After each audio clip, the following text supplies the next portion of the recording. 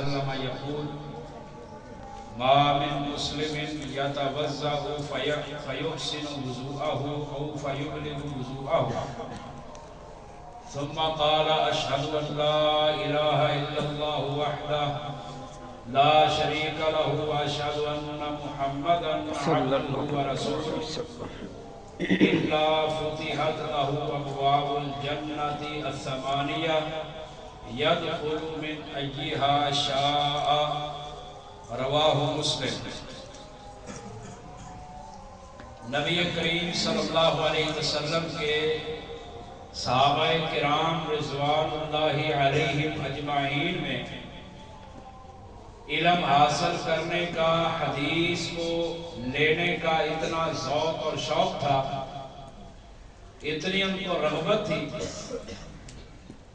کہ اگر کسی صحابی نے نبی صلی اللہ علیہ وسلم سے ایک حدیث نہ سنی ہوتی تو وہ اس سے سن لیتا، اس سے پوچھ لیتا جس نے وہ حدیث سنی ہوتی۔ اس کی ایک مثال صحیح مسلم کے اندر موجود ہے۔ دو صحابی تھے، عمر بن خطاب رضی اللہ تعالیٰ عنہ اور عقبہ بن عامر رضی اللہ تعالیٰ عنہ۔ یہ دونوں صحابی اکٹھا کاروبار کرتے تھے، کام کرتے تھے۔ کام ان کا یہ تھا کہ انہوں نے اونٹ رکھے ہوئے تھے اور اونٹوں کو چراتے تھے۔ ایک دن عمر بن خطاب رضی اللہ تعالیٰ عنہ چراتے تو عقبہ بن عامر حدیث رسول سنتے۔ ایک دن عقبہ بن عامر جو ہے وہ اونٹ چراتے اور عمر بن خطاب رضی اللہ تعالیٰ عنہ حدیث سنتے۔ یہ ان کا طریقہ کار تھا۔ عمر بن خطاب رضی اللہ تعالیٰ عنہ اونٹ چراتے ہیں اور عقبہ بن عامر حدیث سنتے۔ عمر رات کو واپس آتے، عقبہ بن عامر ان کو حدیث سنا دیتے۔ ایسے ہی سلسلہ جاری رہا۔ ایک دن عقبہ بن عامر رضی اللہ تعالیٰ عنہ ان کے اونٹ چرانے کی باری تھی، اونٹ چرانے کی ڈیوٹی تھی۔ وہ اونٹ چرا کر وقت سے پہلے واپس آ گئے، اونٹوں کو باڑے میں کھڑا کیا، باڑے کو بند کیا، مسجد میں آئے۔ مسجد میں آئے، اللہ کے رسول صلی اللہ علیہ وسلم صحابہ کرام کو باتیں بیان کر رہے تھے، اپنی احادیث سنا رہے تھے۔ عقبہ بن عامر فرماتے ہیں میں آیا، میں مسجد میں بیٹھا، اللہ کے رسول حدیث بیان کر رہے تھے کہ جو بندہ اچھی طرح وضو کرتا ہے، وضو کرنے کے بعد 2 رکعتیں نماز پڑھتا ہے اور دھیان صرف اللہ کی طرف رکھتا ہے، کسی اور طرف توجہ نہیں کرتا، تو اللہ رب العالمین اس کے پچھلے سارے گناہوں کو معاف کر دیتے ہیں۔ حضرت عقبہ بن عامر کہتے ہیں میں نے کہا واہ واہ، یہ اردو کے اندر اس کا ترجمہ ہے واہ واہ، کہا بڑی کمال کی حدیث ہے کہ جو بندہ وضو کرے اور وضو کے بعد 2 رکعت نماز پڑھ لے، اس کو اللہ رب العالمین سارے گناہوں کی معافی دے رہے ہیں۔ تو کہتے ہیں میرے آگے ایک شخص بیٹھا ہوا تھا، اس نے کہا اے حدیث سن کر واہ واہ کہنے والے، تیرے آنے سے پہلے اس سے بھی عمدہ حدیث اللہ کے رسول نے بیان کی۔ انہوں نے کہا وہ حدیث کون سی ہے؟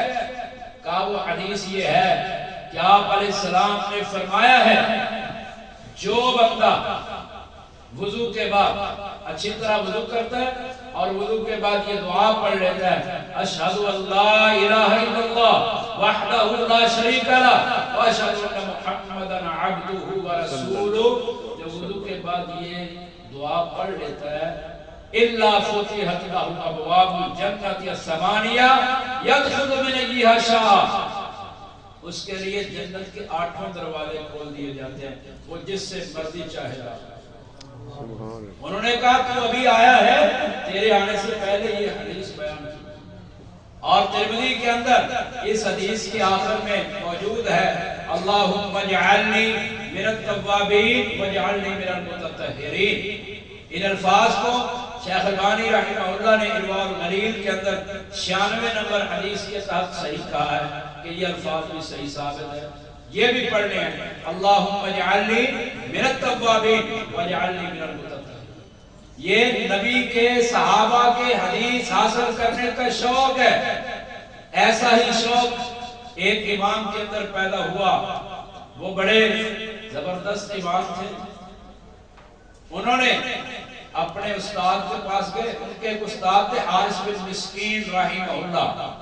وہ حارث بن مسکین یہ حکومت کے ایک ذمہ دار بھی تھے، حکومت کی ایک ذمہ داری ان کو سونپی گئی تھی۔ حارث بن مسکین، ان کے پاس ایک شخص جاتا ہے، لمبا لباس پہنا ہوا ہے، لمبا جبہ پہنا ہوا ہے، لمبی ٹوپی پہنی ہے۔ تو حارث بن مسکین نے سمجھا شاید یہ بادشاہ کا جاسوس ہے، اس نے حارث بن مسکین نے اس کو باہر نکال دیا، کہا نکل جا باہر، تو بادشاہ کا جاسوس محسوس ہوتا ہے۔ وہ امام باہر نکل گئے، گئے نہیں، جہاں پر لوگوں کی طلبہ کی جوتیاں پڑی ہوئی تھی وہاں پر بیٹھ کر حارث بن مسکین سے حدیث سنتے، اور پھر اپنی کتاب کے اندر جو حارث بن مسکین کی حدیث آتی ہے اس میں یہ نہیں لکھا سمیعت الحارث بن مسکین، میں نے حارث بن مسکین سے سنا، بلکہ کہا قُرِئَ عَلَيْهِ وَأَنَا أَسْمَعُ، حارث بن مسکین پر پڑھا جا رہا تھا، میں سن رہا تھا۔ یہ ہے اللہ کے نبی صلی اللہ علیہ وسلم کی حدیث کے اندر ورع، تقوی، کہ جیسے بیان کیا جا رہا ہے ویسے ہی کہا۔ یہ نہیں کہا میں نے سنا، کہا کہ حارث بن مسکین کے پاس پڑھا جا رہا تھا، میں سن رہا تھا۔ حارث بن مسکین کے پاس طلبہ پڑھ رہے تھے، میں سن رہا تھا۔ یہ نہیں کہا میں نے ڈائریکٹ سنا۔ اس امام کا نام ہے ابو عبد الرحمن احمد